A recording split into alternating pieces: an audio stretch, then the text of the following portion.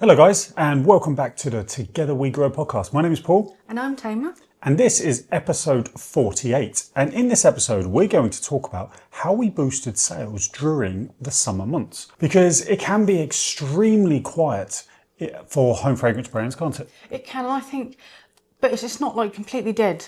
And I think there's a lot of opportunities there that people can explore and do in their own businesses. So we're going to share them with you today. Yeah, and over the course of the years, we obviously had quiet months, but then we learned, we adapted, and we made sure actually that summer was one of our key top periods of time, wasn't it? We sort of implemented lots of things to make sure sales came in, and that's what we're going to talk about today. Welcome to the Home Fragrance Academy. This is where we teach home fragrance business owners how to start, grow, scale their business based on our years of scaling Cosy Aromas up to £7.5 million in sales. And then we sold it. Yep. And we're teaching you all of the things that we learn and all of the systems that we put in place to get to that point so that you can do it with fewer mistakes. Absolutely right. So let's get into it.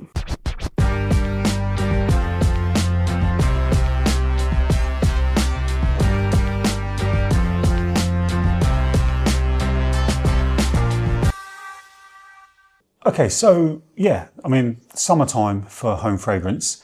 I mean, who wants to burn a candle in, in 25, 30 degree heat? Not many people, really. No, not many people. And I think a lot of the people that we have spoken to through the Home Fragrance Academy just assume that summer is a quiet time and they can't do anything about it. And they go, oh, well, it's July. I can't make any sales. It's just accepted. Yeah, it is accepted, and that's something which is a bit sad, really, because people just assume that they can't make sales and can't do things during the months, and that's what we hear actually, and that almost like shut up shop and just go on holiday and whatever. But that's fine if people want to do that, and that's how they want to run their business. But not everybody wants to do that. They want to be successful and to keep growing even through the summer, don't they? Yeah, and actually, what it is, I think every season and every moment, not just like seasons throughout the year, but when something happens like the war in Ukraine or the cost of living goes through the roof and stuff like this, instead of just like retreating and just saying, oh, that's how it is now, and using that as an excuse, which a lot of people do, they'll just say, oh yeah, it's a bad time for candles, it's a bad time for home fragrance. They'll use that as an excuse. We see it all the time. Instead of doing that, actually work out how you can improve sales and turn it and flip it into an opportunity. Yeah, adapt. For the first few years, we never really did that, but then we decided to do it and ended up having our best years ever, didn't we? We did, yeah. It's about how you adapt to these things and how you try to find new ways of doing things, isn't it? Yeah. So one of the first thing, which I think everyone will do anyway, and if you don't, you absolutely should, is launch some kind of summer collection. Yeah. Marking the seasons with collections, spring, summer, autumn and winter, are a great way to boost sales every single quarter, isn't it? It's something you should be doing, it's just it's almost like a basic thing. Yeah, it is, isn't it? It is very basic. Every season, launch a collection for that season. So in summer, obviously, there'll be more summer-inspired fragrances. We try and pick, did we launch 8 fragrances across 4 different scent categories? Yeah, we tried to do that. We tried to so that everybody had a bit of something that they could get. So if they only liked fresh floral scents, they could choose something. But if they liked woody, musky scents, they could choose something. So we didn't sort of isolate any scent group that way then. Yeah, and we launched those as wax melts, as fragrance oils and room sprays, didn't we? And the same rule applies that I talk about all the time, which is make sure you have a good pre-launch. Yeah. So you want to build up that hype. So a few weeks before you launch, it's a case of putting little teasers out to your audience, like little behind the scene snaps, and get people to try and guess the fragrance and that kind of thing. And that's a good way of actually getting information from your customers as well, because you've already chosen your scents, of course. You've already done all of the hard work and everything, so you know what you're launching. But it's interesting to see what they would like for the next summer as well. So everything that they're suggesting that there might be, what fragrance it could be, you're then jotting it down somewhere so that you know for next year what your customers want. Yeah, and that's it basically, isn't it? Build up that hype, send out emails to let people know things are coming, set a reminder, create a Facebook event that kind of thing, so people know something's happening, you know. The bigger the buzz, the bigger the sales, typically. Yeah, exactly. Don't be afraid to talk about it too much, because ultimately you want to sell them. And another really good thing to do is on launch day is to have some kind of like no-brainer offer available just for that day. Yeah. So we would do something like, if you buy the entire bundle, the entire collection, you get like a free wax warmer at the same time, or something like that, you know, to get that average order value up and make sure people buy on that day. Yeah. It gives them a reason to make sure they press buy immediately, doesn't it? Instead of waiting to see what other people might think. But another really, really smart way to boost these sales and get some social proof is actually a week before the actual launch of this summer collection, isn't it? Is to have a live shop. Yep, we did that. We had a live shop, and we said that there was something really special coming at the last half an hour of the live shop, and we had 30 bundles, literally only 30 of them available, and for full price, and the customers snapped up the bundles of the summer collection, didn't they? And then they'd receive them the next couple of days with a little information sheet about it and saying, you know, thank you for your early order for the summer collection. Please let us know what you think in the Facebook group. And obviously when everybody received them, we got tons of photos, loads and loads of reviews about it, everyone asking, oh, what's your favourite one, and knowing like what their favourite kind of scents were. They could then be like, okay, I'm going to order that one, I'm going to order that one, or I'm going to order the whole bundle. So when it came to launch day, it was a lot better than we thought it was going to be. Yeah, as all that social proof. So on launch day, everyone that missed out from the live shop had seen all of these reviews, were like, wow, I'm going to get that myself. But equally, the people that bought these bundles would then, if there was one particular fragrance they loved, or a few fragrances they loved, they would like go crazy and buy 4 or 5 of those. Yep. Each one of those, wouldn't they? So that was such a smart thing to do, because you have that initial cash injection from people buying it. So 30 bundles. It was only the wax melts we'd put in this bundle. That was it. So that was £35 or something like that, wasn't it? And so it's full price. And 30 of them, and they'd just go instantly, wouldn't they? Yeah, they literally were straight away. Yeah. Straight away they'd go. And yeah, it's just the fact that I don't even know how we managed to think about doing that, but it was just brilliant. And it just helped to sell the summer collection. It was really it was good. just one of those random thoughts that we'd had, that we thought, well, we'll just give it a try. If it doesn't work, we just won't do it again. Yeah. But actually it turned out to be one of the best things we did. It was.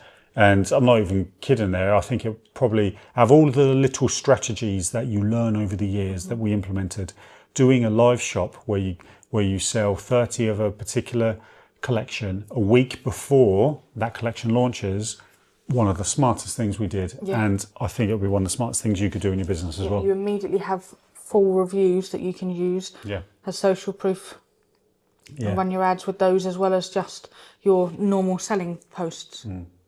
So there you go. I mean, that on its own, if you've got a decent audience and they're engaged, then and a good sort of repeat customer base, that on its own will make you have a wonderful summer period. But another thing, you just have to adapt and change your messaging, yeah? So we were a wax melt brand that also sold room sprays and fragrance oils, predominantly. We had bath and body, we had some candles, but we never really pushed those too much. In the summer months, sales for the wax melts were still very strong, but you did notice it dip off a little bit. So we sat down and we thought, people don't want to melt wax. So what do they want to do? They still want to have their home smell nice. So we pushed the room sprays. Yeah. That was our key thing for Facebook ads and for emails and social posts. It was all around the room sprays. So you can still have a lovely smelling home, refresh it without any of the heat and adding anything like that to it. So, and we had fragrances across all of the different types of categories as well. So there was something for everyone. I think pretty much, not far off, all of our fragrances were in room sprays, weren't they? Or certainly a big chunk of them. A good chunk of them were. We were slowly adding to them all the time, as much as we could. And they were so good as well. Yeah, we charged $10.99 for our room sprays. 150 millilitres. 150 mils, and our ongoing offer, bundle offer on our website was buy 2 get 1 free. And yeah, people would buy 3, they'd buy 6, they'd buy 9, and it would just go and go and go. And making them is easy, as you know. It's bottling and labeling and things like that. So we could make them very quickly as well. And obviously they were very, very good. Yeah. which And is good. we did campaigns around how you could use your fragrance oils, for instance, your room sprays. So you're out on a long drive on the way to holiday, spray the car before you go. That's the thing, isn't it? People used to say to us all the time about car fresheners, car fresheners. We're like, well, just use your room spray in the car. Have one of them in the car, in the glove box, not in direct sun, obviously, in the glove box, and then just give it a little spritz. Yeah, that's what we did all the time, wasn't it? Yeah, absolutely it was. And it works very well. And people started doing that, so they'd buy it for the car. And again, that was one of those things that were just incredible, really. So I guess the key message there is if you don't do room sprays and whatever is, just adapt. So if people aren't buying your wax melts as much in the summer months, what else can you sell? Something that doesn't require heat, something that's easy, something that's portable, a room spray. I mean, that's not to say that you have to add that to your permanent line all the time. It could just be just for the summer months, because it might work out better for you to only have them available for the summer. And only have it in your top 5, 6 best-selling fragrances, something like that. Yeah, it doesn't have to be a brand new line that you add as a permanent product. Exactly. There's always ways around it, isn't there? That's right, yeah. And there was sort of a few other things we did. One of them was it was a big sales event that we called our Big Summer Meltdown. That was a fantastic weekend, wasn't it? Yeah, I think we did that for 4 years.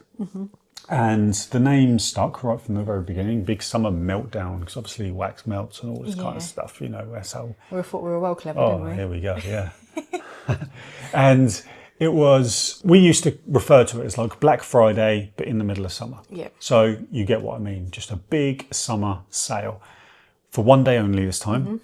And we would do big deals, you know, it would be percentage offs, it would be buy this, get that for free, there might be a live shop and all this kind of stuff. That was a fantastic event, wasn't it? It was, yeah. And you do exactly the same thing, you build up all of the hype, just like you do during Q4 and Black Friday, and you have to show what the discounts are. So not just that you 3 for 2, but you can show like the price difference and when you've got 40% off, so people don't have to sort of calculate it and work it out. They can see, oh, a wax melt is this, but it was going to be that, and so on. So it makes it like it's a no-brainer offer anyway, but they can then calculate how many things that they can buy, and then they can work out what they're going to get.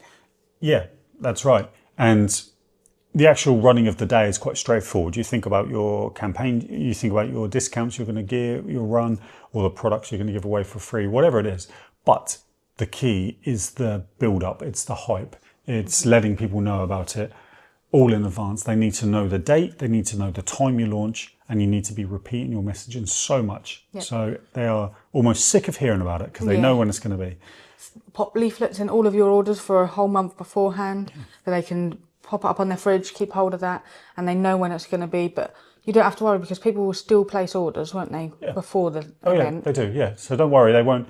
You don't have to like say, oh, we're having a big sale tomorrow, because you're worried that people won't place an order before then. They still will, because they still want their stuff. They're still addicted to your products, just like they were with us. Yeah. But they just know that on the sale day, they're going to get even more.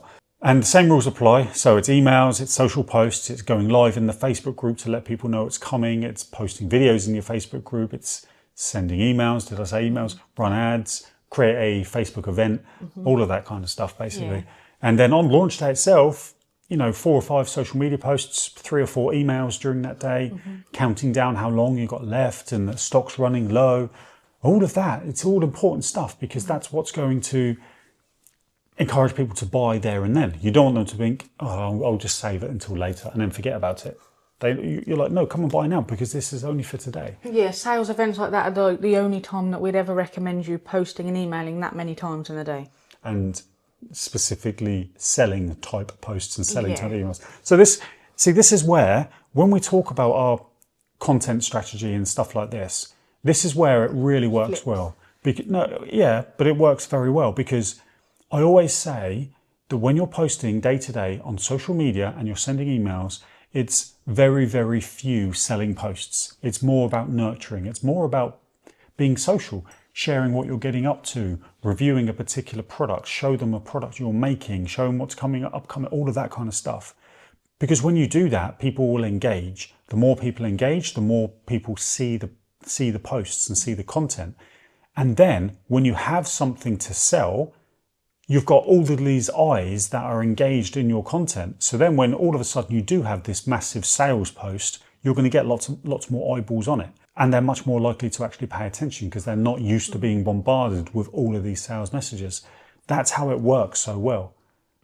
I hope you can sort of see what I mean there. Because you haven't overdone it with the sales stuff. It's not boring, it's interesting, it's different. All of these things we talk about, they all intertwine and just turn into this fantastic like engine that just keeps purring along once it's all done. It's like a finely tuned system. Yeah. So there you go. There's your big summer meltdown sales event. That's a fantastic thing to do. We used to always do it. We used to always, you have to be quite smart when you do this well. Always around payday. So I think it was the last weekend in July, wasn't it? Or June? June. Either the end of June or the beginning of July is when we used to do it. Right around payday. Yeah. We wanted to, and it was always at the weekend as well. Yeah, it maximises the amount of people that have the cash to be able to purchase then, doesn't it? Yep. Another smart little thing you can do, I think we did this once or twice, and we never really shouted about it too much on socials and things. It was more via email and in our Facebook group. And it was Christmas in summer, wasn't it? It was, yeah. We created a clamshell with 6 of our top best-selling Christmas fragrances and designed the label and sold that, didn't we? Yeah, I think we called it Santa's Grotto, something like that. No, we did call it Christmas in summer. Did we? Yeah. Yeah. So, and exactly that. So, and these were Christmas fragrances from the Christmas just before. So you think about it over that period when Christmas is done and dusted, and you've done your Boxing Day sale, you're no longer pushing your Christmas stuff, but people love it. Yeah, they love the Christmas fragrances. They've had 6-7 months without it, and then you pop up and say, we've got 200 of these clamshells, £20 each, only available today, Christmas in summer, come and get them. They just fly off the shelves. I did, yeah. And it was quite interesting because it was just one of those sort of little things that we'd seen somewhere, something to do with Christmas in July or something I saw posted somewhere, and I was like, why don't we do our own take on that? Yeah. And then when we actually tried it, it sold out a lot better than we thought it was going to, actually. We thought, we're not going to push it too big, we'll just see how a few of them go, and it went really well. Yeah, obviously you get some people comment like, oh, why on earth do I want these? And you know, you're going to get that. Yeah, you get that with anything anyway, but you don't worry about those. And that was just a little tactic that worked well. And that kind of leads us on to the final bit, actually, which was just like limited editions, which that was obviously throughout the summer period, the 3 or 4 months over that quieter time, typically quieter time. It's every like 2 or 3 weeks have something limited for a weekend. That's what we did. Another thing we did was, I can't remember when it was, we were launching as something specific, but we had some fragrance oil of one of our old summer collections left, didn't we? And called Fun in the Sun. Oh, yeah. And we gave that away with anybody that purchased something as well, didn't we? Yeah, that's a good point, actually, because that was like Christmas, summer 2022 or 2021, something like that. And it was a really popular fragrance. We hadn't brought it back since. So yeah, I think it was one weekend. It was like, we've got 200 or 300, because that's how many we used to make, of these Fun in the Sun wax melts. Any order placed today, we'll get one. Yeah. So there you go. You almost knew you were going to get 200 or 300 orders that day, because people would want them, and people would place multiple orders as well because they wanted multiple of these fragrances. Yeah, but they weren't available to purchase otherwise. This is only a freebie. So you see how we used to think here, and it's not about always launching something new all the time. It's about reigniting the desire from your existing customer base, just with little tactics, bringing back things that they used to love, and they're only available for this weekend. We've only got 200 in stock, and tempting them with the summer collection a week early, so they buy it and they get early access. And it's about making them feel really special, and they just, it's these little tactics that really builds retention in your company, really builds your social media proof, and just helps to build your business up. If you add all of these to your system, it will work, and it will mean that over time you'll have really fantastic summer months. Yeah, it really will. You've got to be careful not to really overdo it with your audience, especially if you have a very small audience and small customer base. If you do, then just choose one of these things. Yeah, Yeah, you don't need to do them all. Choose one. But equally, if you've only recently just started, don't worry about collections. If you haven't got consistent sales coming in your business all the time through email marketing, through ads, through your no-brainer offer, all of this kind of stuff, bringing in new customers, and then getting repeat customers through the email flows and your community engagement and all of this kind of stuff. If you haven't got that, then just focus hard on that. There's no point in releasing new products and limited edition things and stuff like that if you haven't got those consistent sales coming in yet. That's the thing you need to work on, because all the stuff we're talking about now will just be noise, and it will just be expensive for you to keep on top of. Yeah, you need to fix your consistent sales first. Yeah, fix it. Or if you've been established for a while and you're not getting those consistent sales coming in every single day, and you just, when you wake up in the morning, you know you're going to get 15, 20 orders a day or however many you need. If you don't have that, then you need to resolve that issue. And if you're only just starting out, then you need to build the foundations of getting these consistent sales, because once you've done that and you feel confident in that, and your customer base is growing, your community is growing, then running these kind of campaigns and things we're talking about today is how you will just grow and significantly start to scale up. Yep. You need that foundation in place so that you can do these things. And if you're struggling and you don't know how to get that, then if you're watching on YouTube or listening through our website, then just below this video is a link to our consistent sales system, which is our course that we've developed. Very short course, which goes through the whole system that we developed at Cosy Aromas, which helped us get these consistent sales, 200 to 300 orders per day we were getting, and building sales of in excess of £7.5 million. And if you're listening to this on a normal podcast platform, then go to our website, homefragrance.academy, and you'll see a link there to the consistent sales system. Yep. It's everything you need to be able to fix your consistent sales. There you go.